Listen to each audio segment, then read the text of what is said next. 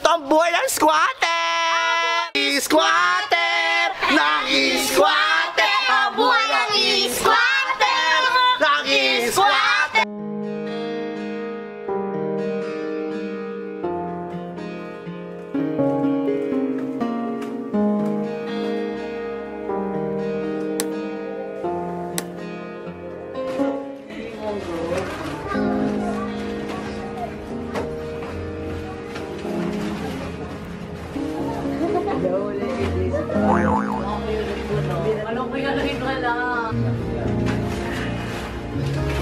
Wala kang kasing regalo.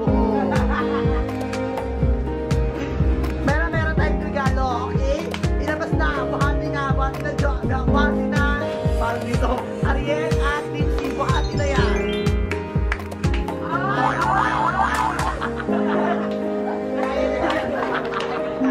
Kaya naman pala rin. Oo. Ay, bongga.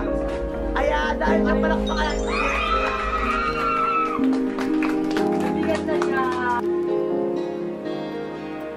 Hindi pinasig kayo sa mga wishlist nila at para hindi na ako mahirapan, para hindi na magkaingitan, pinapare-pareho ko na lang ang bag. Pero since si Jessica, iba ang gusto talaga ni Jessica, gusto niya bigas.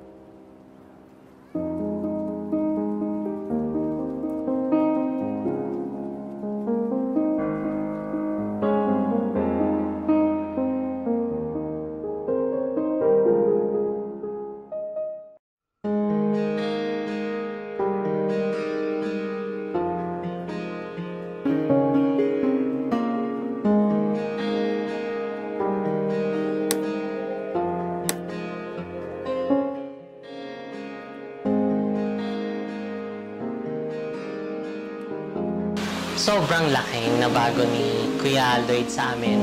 Actually, hindi lang sa akin, sa sarili ko, kundi sa buong family ko. Kasi before, ayan, nangangalaka lang kami. Yung pumupunta kami sa iba't ibang subdivision na yung para manguha ng mga plastic na bottle at saka yung mga bote. Tapos yun yung binibenta namin. Tapos after nun, yung parang typical na ano lang kami bata, maglalaro. Then hanggang dun lang umiikot yung buhay namin before. Then biglang nakilala ko si Kuya Lloyd. And napasama sa video niya is parang nalaman ko kung ano yung tatahakin ko at saka nalaman ko kung ano yung goal ko sa buhay. And sobrang nabago niya from nangangalaka lang before and gayon may sarili ng bahay. And I owe this all kay Kuya Lloyd talaga. And sobrang laking impact niya sa buhay ko. Siguro yung ayusin ko ang paggastos sa kinikita ko sa YouTube. Kasi before mga seswang, ayan, nakikita talaga ni Kuya Lloyd yung bahay namin. Yung lagay ng bahay namin, actually sa lahat ng BNT, yung bahay namin yung pinaka talagang, kung titignan mo, is talagang kawawa. Kasi real talk si Kuya Lloyd eh. At saka nakikita niya kasi before, parang maano lang yung kaligayahan ko, mababaw lang. At saka may makita lang akong kaibigan ko na nagpa-perform sa social media is parang nagdadrop lang ako nagdadrop ng mga beans kasi yun din yung parang inaano ko sa kanila, support ko. Then sabi niya, wag mong gastusin yung pera mo sa ganyan, ipunin mo, tapos ipagpagawa mo ng bagong bahay or kaya mag-rent kayo ng family mo para hindi kayo nagtitiis at nagtsatsaga sa bahay niyong ganyan. Kasi si Kuya Lloyd yung mga sinasabi naman niya, hindi naman nakakasakit. Bagus parang sinasabi niya yun para mas pag-igihan ko, mas pagbutihin ko para naman mas gumaan yung buhay namin ng family ko. And yun yung talagang bit-bit ko hanggang ngayon. Talagang nagsusumikap ako sa mga sinabi niya before na ayusin at saka yung tamang paggastos sa pera. Kailangan talaga yung makikinabang din yung buong family ko at saka malalagay ko sila sa tamang sitwasyon at kalagayan.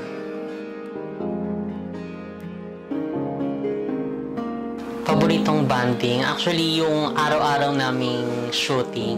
Ayan, kasi ang favorite naming time na pagsushootan is madaling araw talaga. Kasi talagang live na live kami niyan na talagang gising ang mga bakla. At saka syempre pag mga ganong puyatan, syempre hindi mawawala yung kainan. Nagluluto si Kuya Lloyd ng corned beef na may sabaw at saka nagana din siya ng maling para sa amin. Actually, yun yung isa sa favorite namin.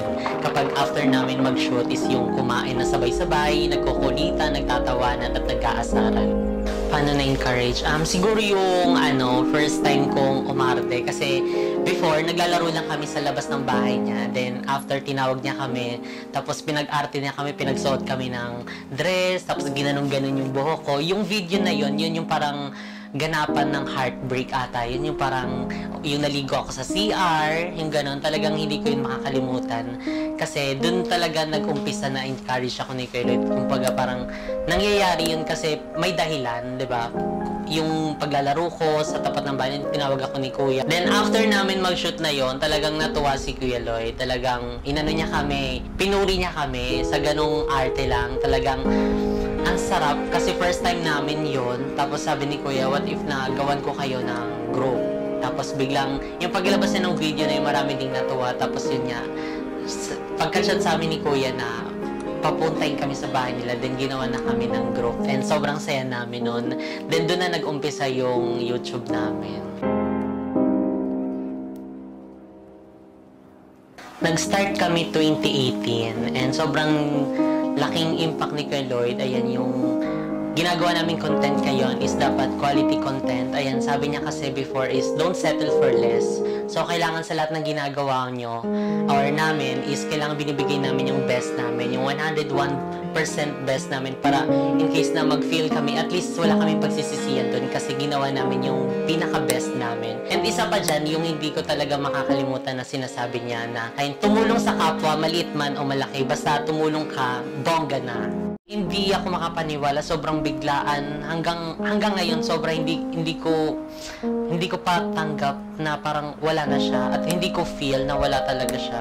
Sobrang sakit. Alam mo yung iniisip mo, baka umano lang si Kuya Lloyd, nag-ibang bansa lang kasi mahilig si Kuya Lloyd mag-travel. So, iniisip ko na baka nag-travel lang siya, then excited ako umuwi siya, then pag uwi niya, eto na yung Jessica na inaalagaan niya, mayroon ng sariling bahay, talagang worth it yung mga pangaral niya, worth it lahat ng mga ginagawa niya sa amin kasi nakikita niya kami na nagiging successful na talagang hindi namin sinasayang yung mga opportunity na dumarating sa amin, talagang ginagrab namin. Gawa nga ng sabi niya, lahat tanggapin nyo, tapos tumulong kayo sa kapwa, maliit man o malaki.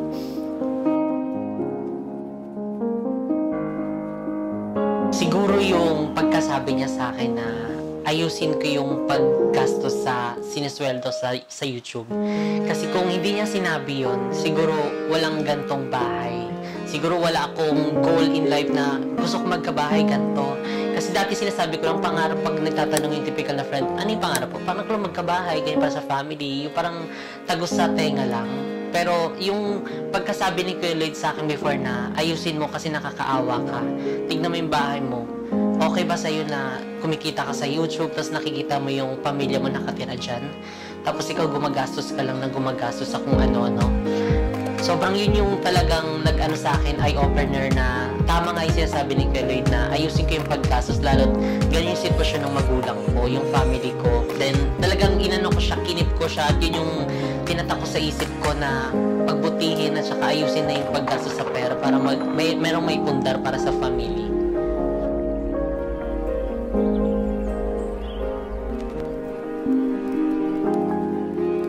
Siguro proud siya.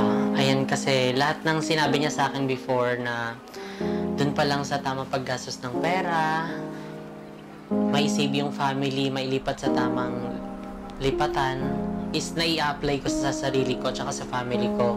Tsaka lahat ng pangaral niya is talagang merong bunga. Kasi sinapuso ko siya at saka talagang kinip ko yung mga sinabi niya sa akin before. And lahat ng mga pangaral niya is baon-baon ko hanggang ngayon. And actually, kahit na napatay na tong bahay, is ginagawa ko pa rin and para sa family ko. Kasi alam kong yun naman yung gusto ni Kuya Lloyd sa akin, na maayos yung buhay. And forever na nandito nakatatak at daladala ko yun sa buhay ko. Kasi sobrang laking part ni Kuya Lloyd sa buong pagkatao ko.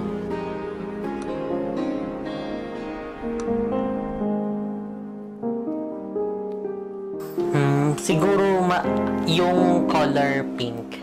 Ayun, kasi sobrang favorite ni Kuya Lloyd yung pink. Kaya pinakulayan niya yung bahay niya ng pink. Ayun, sobrang naalala ko siya sa ganong klaseng color. And isa pa dyan is yung butterfly. Ayan, sobrang ano din ni Kuya Lloyd yung mga butterfly effects. Ayan, kasi sobrang love niya si Mariah. And yung mga kanta ni Mariah is sobrang favorite niya. Actually, kapag mag-shoot kami ng mga madaling araw, yun yung pinapatugtog niya para maaliw-aliw. Ayan, sinasabayan niya pa. Kaya sobra sa mga ganong bagay is naaalala ko si Kuya. And yung pagtulong sa kapwa. Ayan, kasi sabi ni Kuya Lloyd, tumulong kayo kung may tutulong kayo. Pero huwag kayong tumulong yung pilit. At saka, tumulong kayo, maliit man o malaki, basta bukal sa puso mo. Bongga na. Kasi wala naman daw maliit na tulong at saka walang malaki. Nasa sa'yo yan kung bukal sa puso mo yung magbigay o mag-share ng blessing. And isa pa dyan yung niregalohan niya ako nung isang kabang bigas. Ayan, nung Christmas wish list. And sobrang di ko yun makakalimutan. Akala ko nga before is wala akong gift. Kasi sa lahat nabigay na, yung akin hindi pa. Yun pala, may pa-suspense. Ayan, talagang pinaiyak pa ako. Sobrang love na love ko yun. Kasi naturuan kasi ako before ng papa ko na okay nang mawala ng ulam, wag lang ng bigas. Kasi sa bigas, sobrang marami mong mapapartner dyan eh. Merong toyo, merong mantika, pwede ka bumili ng chichirya.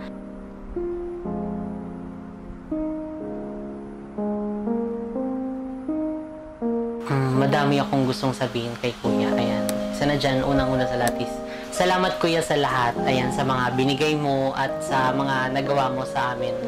And syempre sa mga pangaral mo at saka sa mga knowledge na sinasabi mo sa amin. Salamat Kuya dahil halos lahat ng ginagawa namin ngayon is ikaw yung dahilan.